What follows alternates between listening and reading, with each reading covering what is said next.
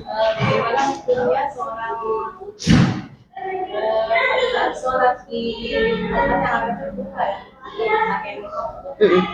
ya? Bismillah, alhamdulillah, salatu wassalamu ala rasulillah wa ba'd. Pertama, bagaimana cara menumbuhkan kepada anak kita untuk senantiasa mendirikan sholat tanpa drama ya. Yang pertama adalah manifestasi dari qudwah, teladan kita Abul Anbiya Khalilullah Nabi Ibrahim alaihissalam.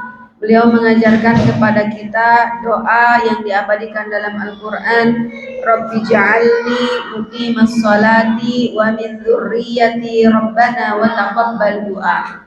Doa ini kita ulang-ulang, baik kita yang masih gadis, belum punya pasangan, belum punya anak, kita baca doa ini, Rabbi ja'alni muqimas salati wa min dzurriyyati rabbana wa taqabbal du'a.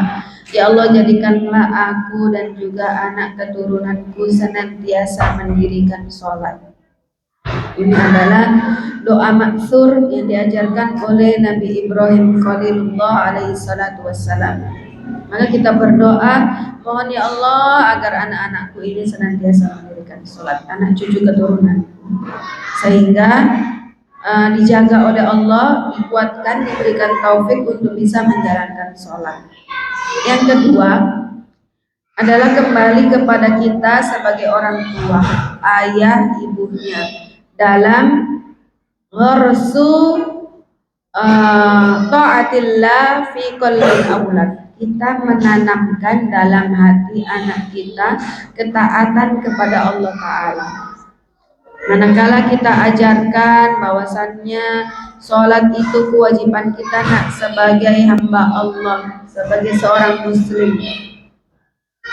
Sejatinya sholat itu kita yang butuh sama Allah, sedang munajat dengan Allah.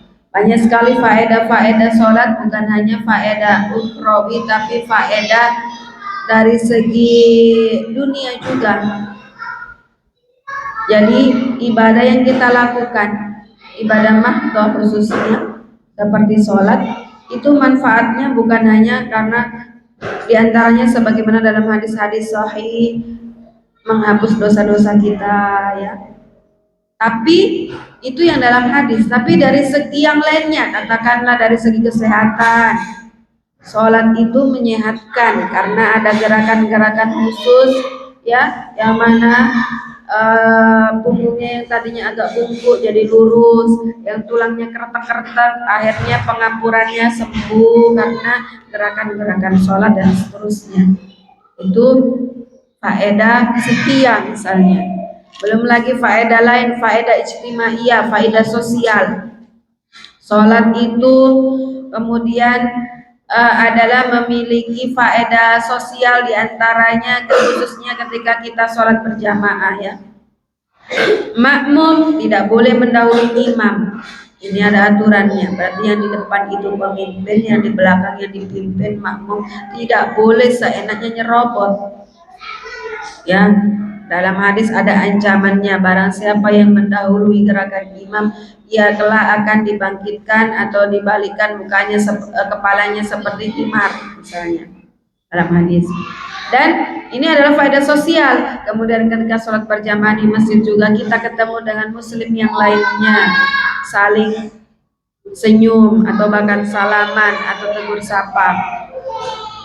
Sholat juga, masya Allah, ternyata bisa melatih konsentrasi. Dan ini sudah teruji.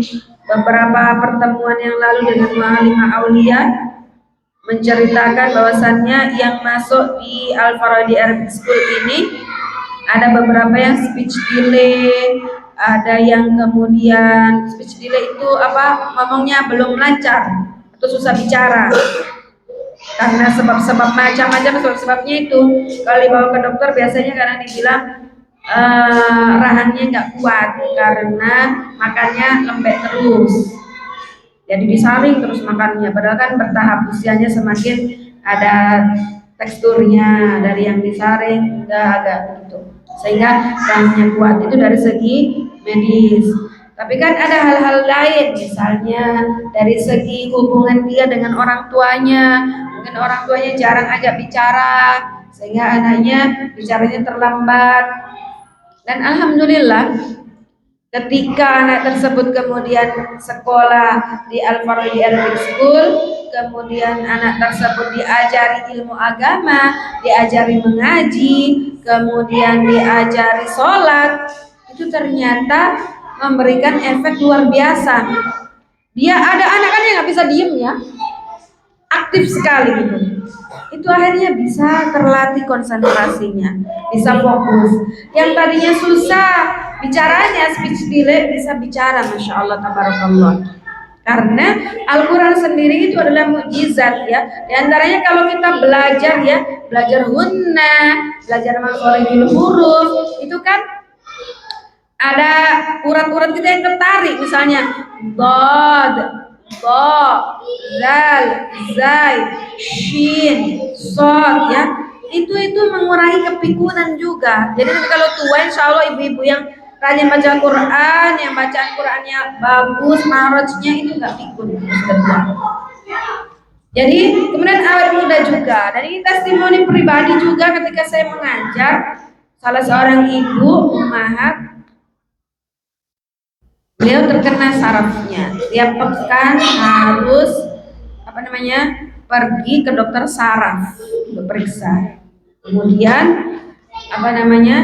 tidak sengaja Allah pertemukan saya di satu masjid. Saya sedang menunggu ibu-ibu yang lainnya belum datang. Ada ibu-ibu mengaji, saya dengar bacaannya masih belum, ini masih gak karuan.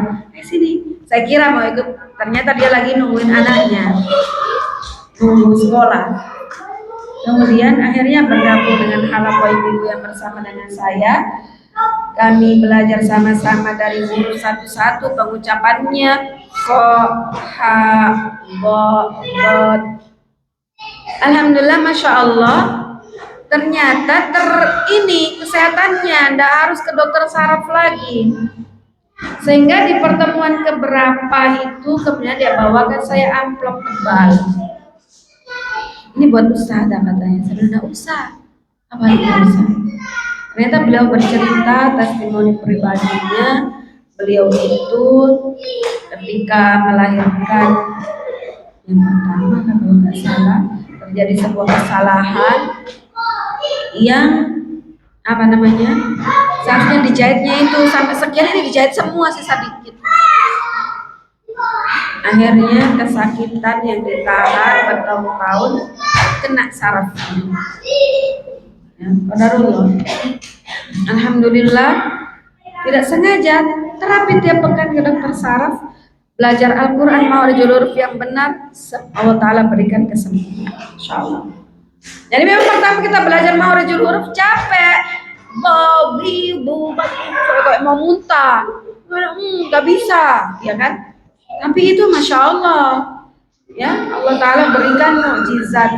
Di samping itu juga pahalanya bukan per kata tapi per huruf yang kita baca, dan dilipat-lipatkan pahalanya, masya Allah kita baca Al-Quran. Sehingga kalau kita merasa bacaan saya belum benar, gunanya belum pas, ini belajar. Banyak tempat belajar. Terserah kita mau pilih di mana.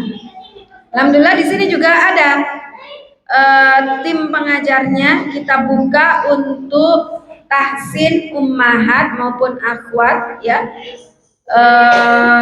dengan menggunakan metode yang sudah teruji klinis dan bersertifikasi gurunya.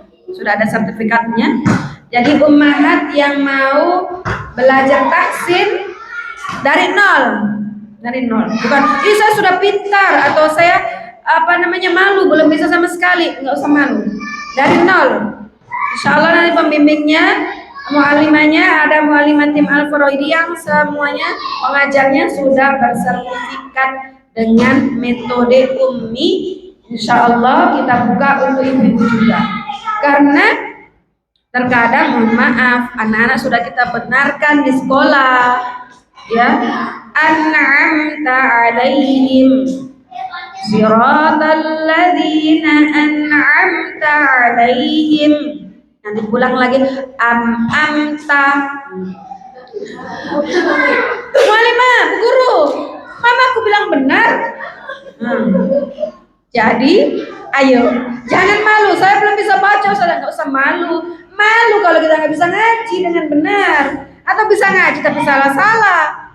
Tadi saya dengar pertama itu mengajinya apa yang bisa didengar ini? Sini bisa saya. Alhamdulillah, masya Allah.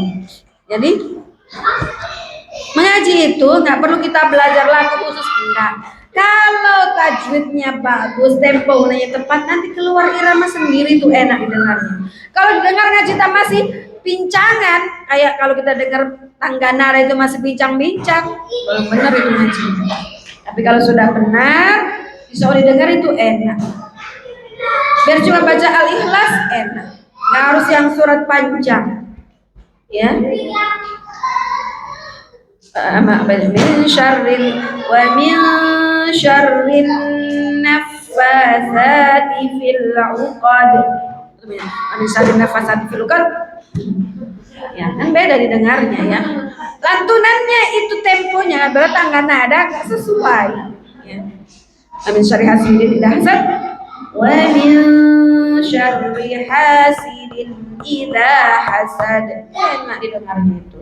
Jadi jangan malu, bisa nanti menghubungi Mu'allimah Aulia atau Mu'allimah Darmin atau Mu'allimah Elsa untuk gabung bersama belajar Quran. Jangan malu, kita berantas buta huruf Al-Quran.